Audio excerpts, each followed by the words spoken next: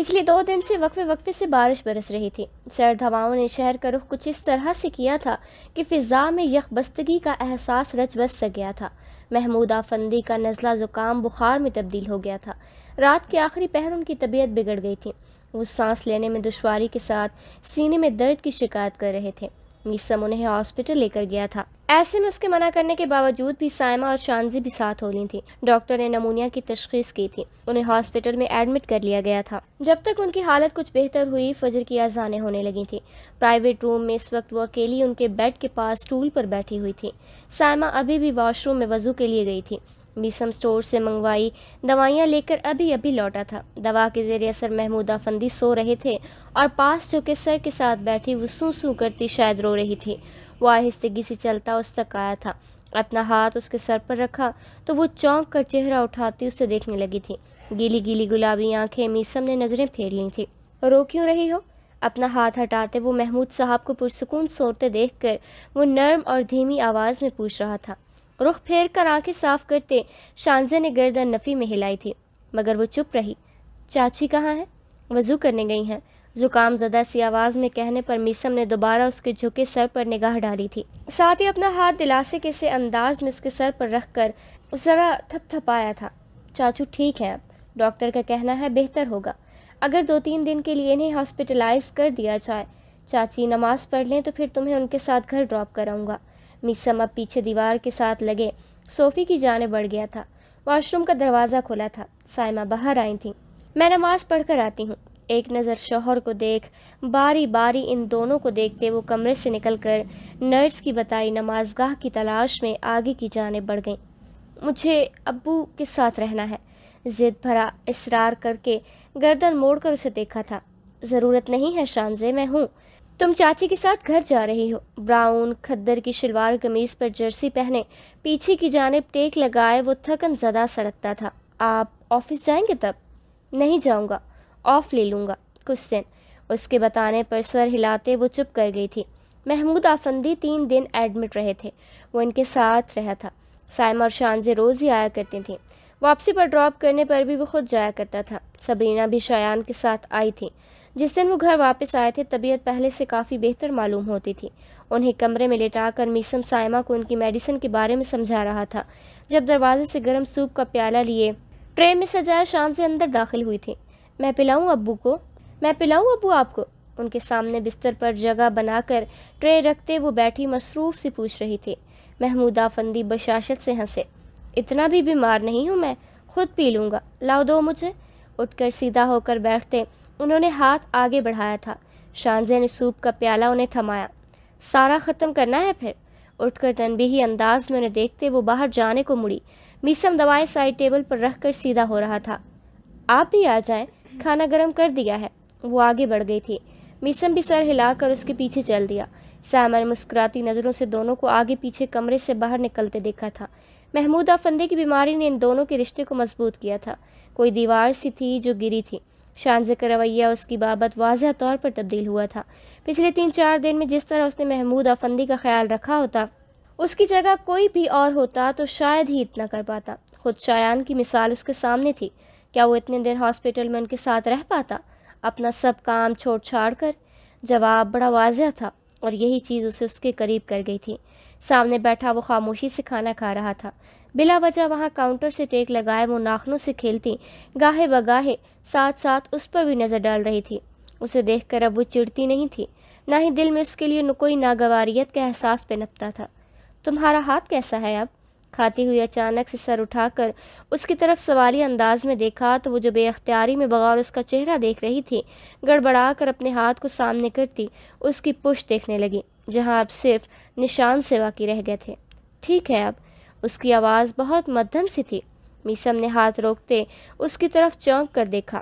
کچھ تھا جو بدل گیا تھا۔ وہ ایسے نارمل انداز میں بات کرتی بلا وجہ اس کے آس پاس کھڑی اچھی لگ رہی تھی۔ تمہیں کیا ہوا ہے؟ اس کی حیرت بجا تھی۔ شانزے نے نفی میں گردن ہلائی تھی۔ اس نے بھی مزید کوئی سوال نہیں کیا تھا۔ کھانا کھا کر جب وہ اٹھا تھا تب پیچھے سے شانزے نے اسے پکارا تھا، میسم۔ جاتے جاتے وہ رکا، پلٹ کر اسے دیکھا جو کچھ نروس سی لگتی تھی۔ تھینک یو ابو کے لیے اتنا سب کرنے کے لیے۔ پچھلے کچھ ماہ سے ہر وقت اس سے لڑتے جھگڑتے اور فرنٹ لائن پر اس کے خلاف محاذ آرائی کرنے والی شانزے کو یہ کہتے ہوئے دقت ہوئی تھی، مگر اس کا دل بڑا صاف تھا، جو محسوس کرتی تھی اس کا اظہار بھی کر دیا کرتی تھی۔ میسم ہلکا سا مسکرایا، آنکھیں ابھی بھی اس کا طواف کر رہی تھیں۔ آسمانی نیلے رنگ کے گرم سوٹ میں وہ پیاری لگ رہی تھی۔ تمہیں لگتا ہے شانزے یہ کہنے کی ضرورت ہے؟ ذرا دیر کو وہ رکا۔ شانزے اسی کو دیکھ رہی تھی۔ وہ صرف تمہارے ابو نہیں ہیں، میرے چاچو بھی ہیں۔ ان کی محبت و اپنائیت میرے لیے کیا ہے اور وہ خود میرے لیے کیا معنی رکھتے ہیں، تم نہیں جان سکتی۔ ہوتا ہے نا کوئی ایسا کہ جو آپ کے برے سے برے حالات میں بھی آپ کے صحیح یا غلط ہونے کی پرواہ کیے بغیر بس آپ کی فکر کرے، آپ کی پرواہ کرے۔ چاچو میرے لیے وہی ایک شخص ہے جن کی محبت کا بدلہ میں کسی صورت نہیں چکا سکتا، جنہوں نے میرے مشکل سے مشکل حالات میں بھی میرا ساتھ دیا، بس میرا احساس کیا، صحیح اور غلط کے پیمانے کو ایک سائڈ پر رکھ کر۔ اگر تم میری زندگی میں نہ بھی ہوتی تو بھی میرے لیے وہ اتنے ہی اہم ہوتے۔ میں ان کے لیے یہ سب کرتا، جانتی ہو کیوں؟ کیونکہ وہ مجھے بیٹا کہتے ہی نہیں، سمجھتے بھی ہیں، اور بیٹوں کا شکریہ تو ادا نہیں کیا جاتا نا۔ نرمی اور متانت سے کہتا وہ چہرے پر بھی ملائم سا تاثر رکھے ہوئے تھا۔ اپنی فیلنگز کا اتنا واضح اظہار کرتے شانزے نے اسے پہلی بار دیکھا تھا۔ مسکرا کر سر اس بات میں ہلایا تو وہ واپس مڑتا باہر نکل گیا تھا۔ پیچھے برتن سمیٹتے وہ اسی کے بارے میں سوچ رہی تھی۔ وہ اسے احسان مندی کے زمرے میں لے رہی تھی، لیکن یہ جذبہ اس سے بڑھ کر تھا جس کا وہ لاشعوری طور پر شکار ہو رہی تھی اور ادراک کی سرحد سے بہت دور تھی۔ آپ کی بڑائی میں کمی آ جاتی اگر آپ ہی سے حال چال پوچھ لیتے۔ میسم نے فائل سے سر اٹھا کر گردن موڑ کر دیکھا تھا۔ وہ دروازے کے پاس کھڑی بگڑے تیور لیے کھڑی تھی۔ ابھی کچھ دیر پہلے وہ نیچے ہی تھا جب سبرینا کے آنے پر وہیں سے اٹھتا ہوا اوپر آ گیا تھا۔ شانزے کو یہ بات چبھی تھی۔ کچھ دیر بعد وہ کمرے میں کھڑی اب اس سے خفگی جتا رہی تھی۔ میں نے نہیں پوچھا تو تمہاری آپ ہی نے کون سا زحمت کر دی؟ رخ اس کی طرف کرتے وہ پیچھے کی جانب ٹیک لگائے بازو سینے پر لپیٹ چکا تھا۔ آپ بڑے ہیں، بڑوں کو پہل کرنی چاہیے۔ وہ بضد ہوئی۔ میسم نے سر کو استہزائیہ ذرا سا جھٹکا تھا۔ جیسے میرے بڑے ہونے کا تو بڑا لحاظ ہے نا تمہاری آپی کو۔ شانزے کی تیوری چڑھی۔ پہلو پر ایک ہاتھ جمائے وہ چلتے ہوئے اس کے قریب آ کھڑی ہوئی۔ یہ کیا تمہاری آپی لگا رکھا ہے آپ نے؟ آپ کی بھی کچھ لگتی ہیں کہ نہیں؟ ہاں بالکل لگتی ہیں، میرے چاچو کی دختریں نیک ہیں، مگر صرف نام کی ہی نیک ہیں۔ اس کا اندازہ کچھ طنزیہ سا تھا۔ شانزے منہ کھولے اسے دیکھنے لگی۔ ایسے تو مت کہیں اب، آپ ہی ہیں وہ میری۔ وہ ناراض ہوئی تھی۔ وہ تمہاری آپی ہے تو میں کیا ہوں؟ پڑوس والی کا شوہر؟ وہ بظاہر بہت پرسکون سے اسے دیکھ رہا تھا مگر آواز میں گلا سا بولنے لگا۔ سڑیل قسم کے شوہر بن کر بھی آپ کی حسرتیں پوری نہیں ہوئیں۔ 2 کو کنارے لگا چکے ہیں، تیسری کے ہوتے ہوئے بھی ابھی پڑوس والی کا شوہر بننے کے ارمان باقی ہیں۔ وہ سرخ پڑتے چہرے کے ساتھ دبی دبی سی چیخی تھی۔ میسم نے بے آرام ہوتے ذرا سا پہلو بدلا۔ دیکھو تو مجھے بار بار میری شادیوں کے تانے مت دیا کرو۔ اب نصیب میں ہی 3 شادیاں ہونا لکھی تھیں تو میں کیا کر سکتا ہوں؟ خفیف سا ہوتا وہ شانے اچکا گیا۔ ہاں جی بالکل، اتنے ہی تو آپ مظلوم ترین آدمی، آپ کے تو ہاتھوں کی لکیروں میں ہی شادیوں کی بھرمار لکھی ہوئی تھی۔ آگے ہو کر جھکتے ہوئے اس کا ہاتھ پکڑ کر کشادہ ہتھیلی سامنے کی، پھر بغور اس کا ہاتھ دیکھتی وہ تپ کر کہہ رہی تھی۔ میسم اس کے جلے بھنے لب و لہجے پر اپنی امڈاتی ہنسی کو دباتا تھوڑا آگے کو ہوتا اپنا چہرہ اس کے خفا خفا سے غصے کی لاری چہرے کے قریب لے گیا تھا، پھر آنکھ کے اشارے سے اسے اپنی ہتھیلی کی جانب متوجہ کیا۔ بس نصیب کا لکھا کون مٹا سکتا ہے؟ ابھی کچھ دنوں سے میرے ہاتھ میں ایک نئی لکیر بن رہی ہے، یہ دیکھو کہیں چوتھی شادی کی ہی نہ ہو۔ چہرے پر سنجیدگی لیے وہ پرسوچ انداز میں کہہ رہا تھا۔ شانزے جو بڑی توجہ سے اس کی ہتھیلی دیکھتی، اس کے دوسرے ہاتھ کی انگلی سے نشاندہی کی جانے والی ایک ننھی سی لکیر پر غور کر رہی تھی۔ کچھ جھٹکا لگا اور اگلے ہی لمحے اس کی آنکھوں سے شرارے لپکے تھے۔ وہ لب بھینچ کر سیدھی ہوتی اسے کینہ توڑ نظروں سے دیکھ رہی تھی، جو اب واپس پیچھے کی جانب کرسی سے ٹیک لگا چکا تھا۔ اللہ کی قسم میسم، اگر یہ چوتھی شادی کی لکیر ہوئی نہ تو… تنے ہوئے نقوش کے ساتھ اسے سمجھ نہیں آ رہی تھی وہ اپنا غصہ اس پر ظاہر کیسے کرے۔ تو میسم کا متبسم انداز اسے اکسانے جیسا تھا۔ شانزے نے ذرا جھک کر اس کا وہی ہاتھ اپنے ہاتھ میں لیتے تھوڑا اوپر کی جانب اٹھایا۔ تو میں مشرقی بیویوں کی طرح رونے دھونے پر اکتفا نہیں کروں گی، یہ ہاتھ ہی کاٹ دوں گی۔ نہ رہے گا ہاتھ، نہ ہوگی چوتھی شادی کی لکیر۔ پھڑکتے ہاتھ کے ساتھ سر پیٹتے رہیے گا۔ اس کا ہاتھ جھٹک کر چھوڑتے وہ تن فن کرتی جانے لگی تھی۔ میسم کا کہا بے ساختہ تھا۔ اس نے مڑ کر چپتی نظروں سے اسے دیکھا تھا، جو اب گردن نیچے کی طرف پھینکے سر کو دائیں بائیں جنبش دیتے ہنس رہا تھا۔ ایک خوبصورت ہنسی۔ شانزے کا دل اس ہنسی کے بھنور میں کہیں الجھ کر رہ گیا تھا۔ تو وہ اسے صرف تنگ کر رہا تھا؟ ویسے کچھ زیادہ ہی خوش فہمیاں پال رکھی ہیں آپ نے۔ یہ میرے ابو ہی تھے جو آپ کی محبت میں اندھے ہو کر آپ کے سفید ہوتے بالوں کی پرواہ بھی نہیں کی اور لے کر بیٹی بیاہ دی آپ کے ساتھ، ورنہ بڑھاپی کی دہلیز پر تو آپ کھڑے ہیں۔ کس نے اپنی بیٹی دینی تھی اب آپ کو؟ وہیں کھڑے کھڑے اس نے دو دو ہاتھ کرتے مسکرا کر چڑھانے والے انداز میں کہا تھا۔ میسم کی ہنسی کو بریک لگی تھی اور شانزے نے دل میں ڈھیروں سکون لیے باہر کی راہ لی تھی۔ بڑھاپے کی دہلیز؟ یہ تانا اس نے دوسری بار دیا تھا۔ میسم نے دروازے کی جانب دیکھ کر خفکی سے گھورا تھا، جہاں سے ابھی بھی اس کا لہراتا سبز آنچل اوجھل ہوا تھا۔ 35 سال کی عمر میں کون بوڑھا ہوتا ہے؟ پاگل عورت نہ ہو تو۔ بڑبڑاتے ہوئے اس نے آگے کی طرف فائل کھول کر سر جھٹکتے اپنا دھیان اس جانب مبذول کرنے کی کوشش کی تھی۔ نیند میں اپنے گال پر کوئی چیز سرسراتی محسوس کرتے اس کی آنکھ کھلی تھی۔ اس نے اپنے چہرے پر ہاتھ پھیرا تھا۔ ہاتھ کی گرفت میں اس کی نرم و ملائم انگلیاں آئی تھیں۔ میسم نے آنکھیں پوری طرح کھول کر خود سے تھوڑے سے فاصلے پر اپنی طرف کروٹ لیے سوئی شانزے کو دیکھا تھا، جس کا ہاتھ نیند میں اس کے چہرے کو چھو گیا تھا۔ ایسا پہلی بار نہیں ہوا تھا۔ وہ سوتے ہوئے ہاتھ چلانے کی عادی تھی۔ اپنی بنائے کشنز کی باڑ پر اس کا ہاتھ کئی بار اس کے علاقے میں آیا تھا۔ وہ ہر بار باعزت طریقے سے اسے پتہ چلے بغیر ہی واپس اس کے علاقے میں چھوڑ آتا تھا، مگر آج اس کا ایسا کوئی ارادہ معلوم نہیں ہوتا تھا۔ نہ تو میسم نے اس کا ہاتھ اپنے گال پر سے ہٹایا تھا اور نہ ہی اپنے ہاتھ کی گرفت سے آزاد کیا تھا۔ اس کا لمس، اس قربت کا احساس اور اپنے رشتے کے استحقاق نے اس کے دل میں پرلطیف سا احساس جگایا تھا۔ یہ سچ تھا، جب سجادہ افندی نے اس سے شانزے کی بابت بات کی تھی تو اسے حیرت کا شدید ترین جھٹکا لگا تھا۔ وہ اس سے 13 سال چھوٹی تھی۔ عمر، مزاج، عادات، وہ دونوں ایک دوسرے سے یکسر الگ تھے۔ اسے خود بھی اپنا اس کے لیے کیے جانے والے محمود افندی کا انتخاب غیر معقول لگا تھا، جس کا ذکر اگلی صبح اس نے ان سے کیا بھی تھا۔ بدلے من کے جواب نے اسے چپ کروا دیا تھا۔ 2 ناکام تجربات کے بعد وہ ایک بار پھر سے شادی جیسی بھاری ذمہ داری کے لیے خود کو اہل نہیں جان پا رہا تھا، مگر یہ بھی حقیقت تھی۔ اسے احساس تھا بنا شادی کے وہ ازدواجی زندگی میں 2 بار کی ناکامی کے معاشرے تو کیا گھر میں ہی معیوب سمجھا جائے گا۔ شادی تو کرنی ہی تھی، تو کیوں نہ یہی صحیح۔ وہ جانتا تھا یہ مشکل ہوگا، وہ بھی اس صورت جب شانزے کی اپنے بارے میں ناپسندیدگی سے خود بھی وہ واقف تھا اور اس کی وجہ بھی جانتا تھا۔ شادی کی رات اس کے رویے نے اسے باور کروا دیا تھا وہ اس کو کتنا ناپسند کرتی ہے، جس پر مہر اس کی اگلی رات کی باتوں نے ثبت کر دی تھی۔ وہ خاموش ہو گیا تھا۔ ویسے بھی اس رشتے کو اور خاص کر کے شانزے کو قبول کرنے کے لیے اسے خود وقت درکار تھا۔ شانزے بھی غلط نہیں تھی۔ اس کے ماضی کو مد نظر رکھتے اس کا رویہ میسم کے ساتھ کوئی ایسا غیر معقول بھی نہیں تھا۔ میسم نے اس کی طرف سے چپ سادھ لی تھی۔ اس نے اپنے رشتے کا کسی قسم کا بوجھ شانزے پر نہیں ڈالا تھا۔ اس کی کڑوی کسیلی باتیں بھی وہ آرام سے سن لیتا تھا، مگر پچھلے کچھ دنوں سے اس کے بدلے رویے نے میسم عباس کے احساسات میں بدلاؤ لایا تھا۔ دل اس کی طرف ہمکنے لگا تھا اور اسے روکنے کی کوشش اس نے بھی نہیں کی تھی۔ وہ کرنا چاہتا بھی نہیں تھا۔ پرشوق نظروں سے اس کے نیم اندھیرے میں غیر واضح نقوش دیکھتے اس نے ہاتھ بڑھا کر چہرے پر آئے بال پیچھے کیے تھے۔ ہاتھ کی پشت سے دھیرے سے اس کا گال سہلایا تو وہ ذرا سا کسمسائی تھی۔ میسم نے ہاتھ کی جنبش روک دی۔ وہ پرسکون ہوتی ساکن ہوئی تھی۔ کچھ دیر بعد اس نے پھر سے وہی عمل دہرایا اور ایسا کرتے ہوئے اس کے ہونٹوں پر شریر سے تبسم کھیل رہا تھا۔ شانزے کی آنکھ کھلی تھی۔ مندی مندی آنکھوں سے اس نے سامنے دیکھا تھا۔ پہلا جھٹکا اپنے ہاتھ کے اس کے گالوں پر ٹھہرے ہوئے سے لگا تھا اور دوسرا میسم کے اپنے گال پر رینگتے لمس سے۔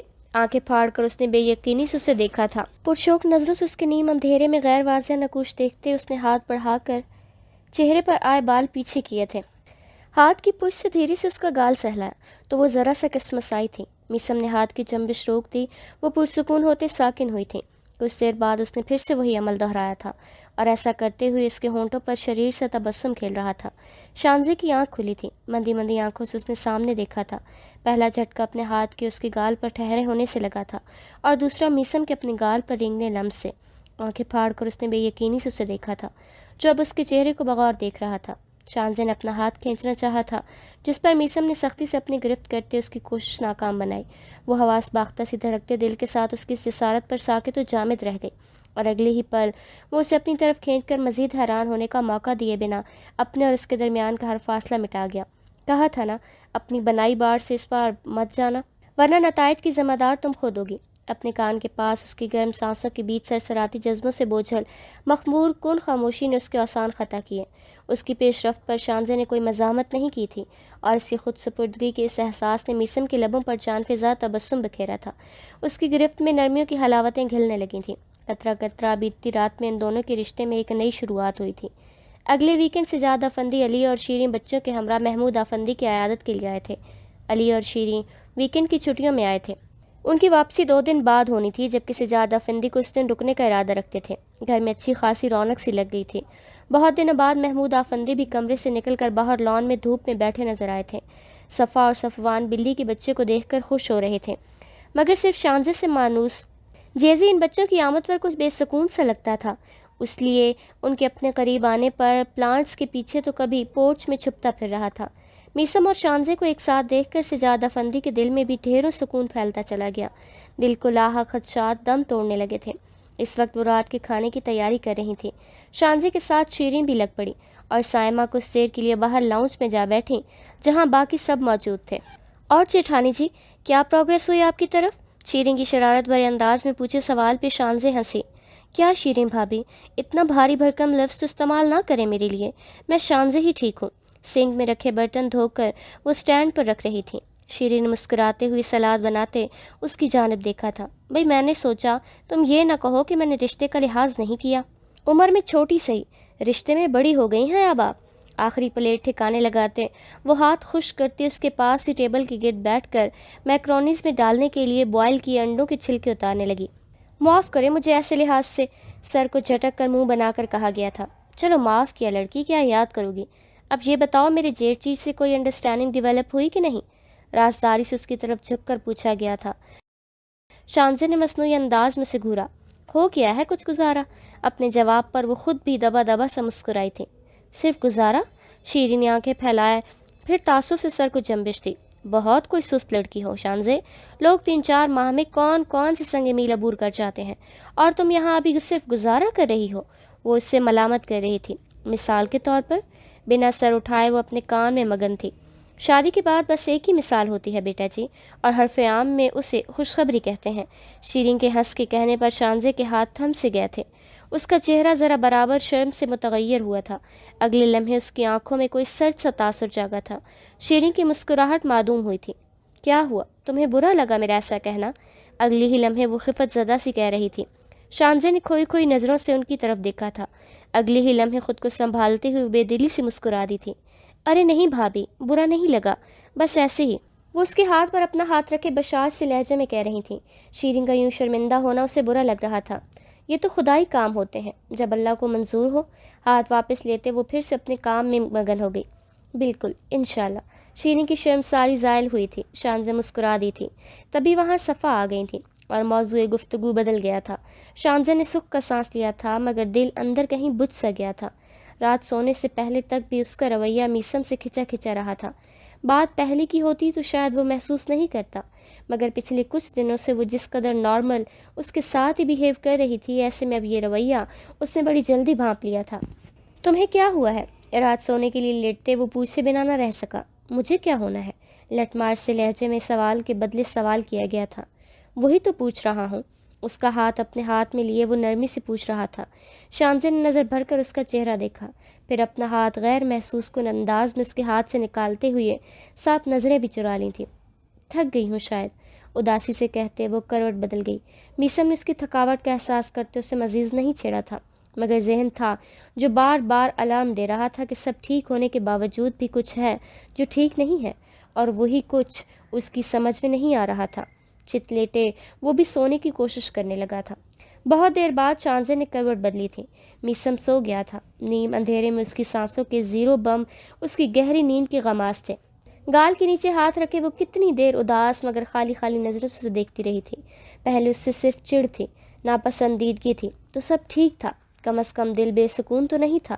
اب جب وہ اچھا لگنے لگا تھا تو دل و دماغ میں جنگ سی چھڑ گئی تھی، ایک اپنی طرف کھینچتا تھا، دوسرا اپنی طرف، اور وہ ان دونوں کے درمیان کسی پینڈولم کی طرح جھول رہی تھی۔ دل کا دو حصوں میں بٹ جانا بھی عذاب تھا۔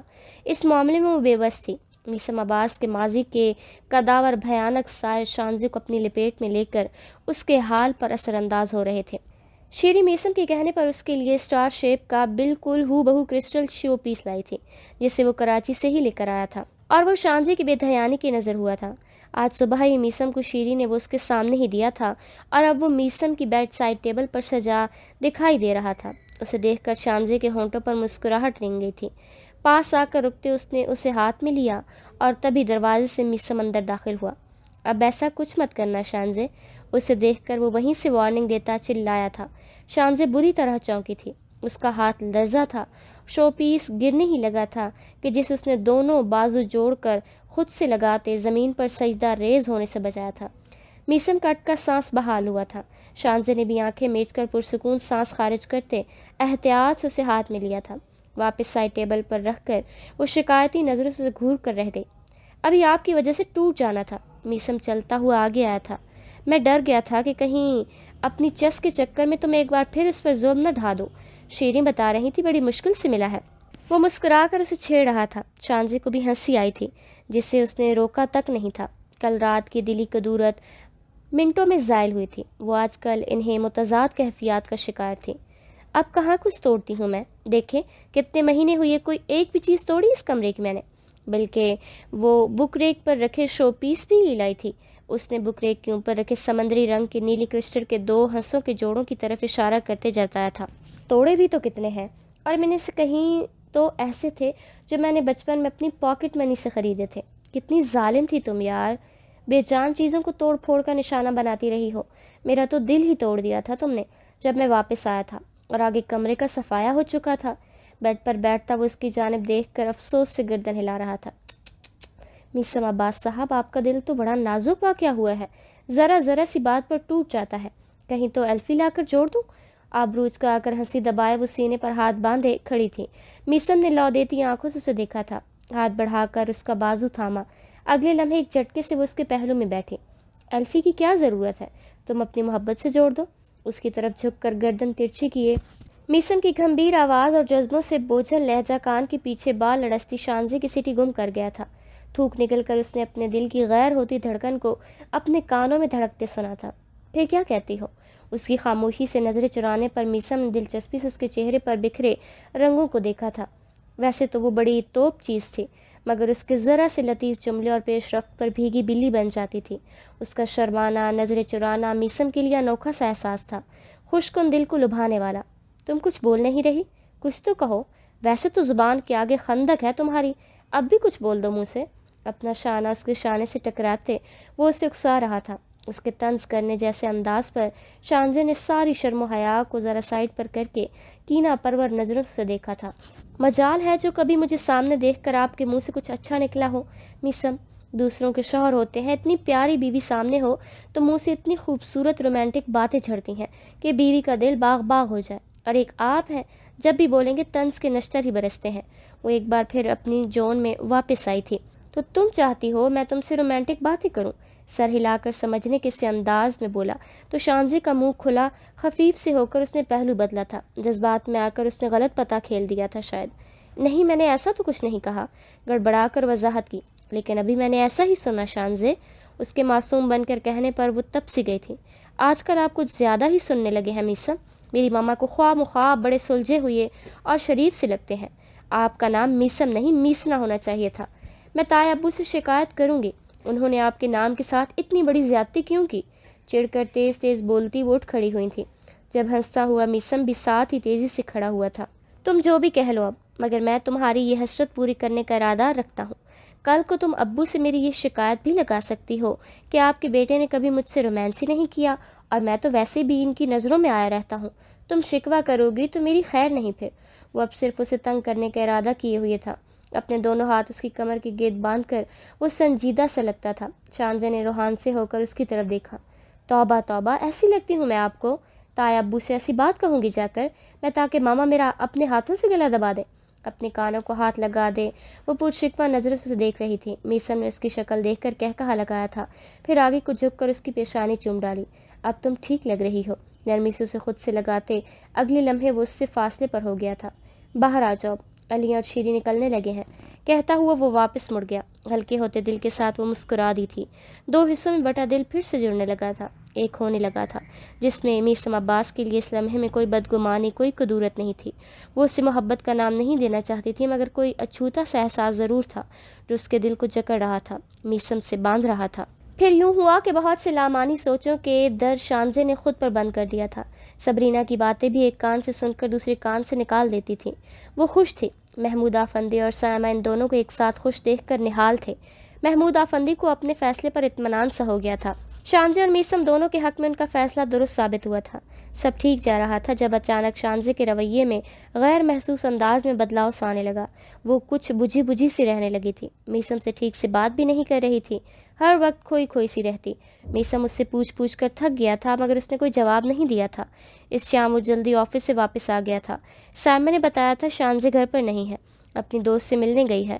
حیران کن بات یہ تھی کہ وہ اسے بتا کر نہیں گئی تھی، ورنہ کچھ ماہ سے وہ صبرینہ کے ساتھ مارکیٹ بھی جاتی تو اسے کال یا میسج کر کے بتاتی ضرور تھی۔ میسم وہیں لاؤنج پہ ٹی وی کے آگے بیٹھ گیا تھا۔ جب تھکی ہوئی سی وہ چہرے پر پریشانی کے تاثرات لیے اندر داخل ہوئی تھی۔ اسے دیکھ کر لمحہ بھر کو وہ ٹھٹک کر رک سی گئی۔ رنگت میں ہلکا سا تغیر بھی برپا ہوا۔ ہاتھ کی گرفت شولڈر بیگ پر سخت ہوئی، پھر وہ سنبھل کر آگے بڑھی تھی۔ کہاں گئی تھی شانزے؟ اس کی آہستگی سے دب سلام کو سر ہلا کر جواب دیتے میسم نے وہیں بیٹھے اس کو بغور دیکھتے پوچھا تھا۔ وہ اس کے پاس سے گزرتی رک گئی تھی، اپنی دوست کی طرف، ماما کو بتا کر گئی تھی۔ بنا اس کی طرف دیکھے وہ آہستگی سے بولتی آگے بڑھ گئی۔ میسم نے گردن موڑ کر اسے دیکھا تھا۔ اس کے چہرے پر سوچ کے گہرے سائے امڑ رہے تھے، اور کچھ دن بعد اس کے مبہم سے رویے کا راز بھی کھل گیا تھا۔ محمود آفندی کی میڈیسن لائی تھی جن کا تحریری نسخہ شانزے کے پاس تھا۔ وہ اور سائمہ دونوں ہی صبرینہ کی طرف گئی ہوئی تھی۔ میسم نے اس کا بیگ چیک کیا تھا کہ اس کے سامنے شانزے نے نسخہ بیگ میں رکھا تھا، اور اندر سے جو برآمد ہوا تھا اسے دیکھ کر ان کی آنکھیں پھٹی کی پھٹی رہ گئیں۔ وہ پریگنینسی ٹیسٹ کی پازیٹیو رپورٹ تھی جو 8 دن پہلے کی تھی۔ میسم کا دماغ بھگ سے اڑا تھا۔ پچھلے کئی دن سے شانزے کا اکھڑا اکھڑا انداز اب اس کی سمجھ میں آ رہا تھا۔ وہ 10 سال پیچھے چلا گیا تھا، تب بھی تو ایسا ہی ہوا تھا۔ شانزے کمرے میں داخل ہوئی تو وہ پہلے سے وہیں موجود تھا۔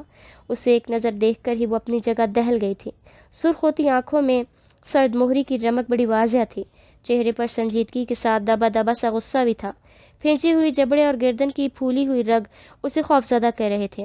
اس نے میسم کو ایسے صرف ایک بار دیکھا تھا، 10 سال پہلے، مگر وہ لمحے آج بھی یوں ازبر تھے کہ وہ ایک نظر میں ہی اس کے غیظ و غضب کو بھانپ گئی تھی۔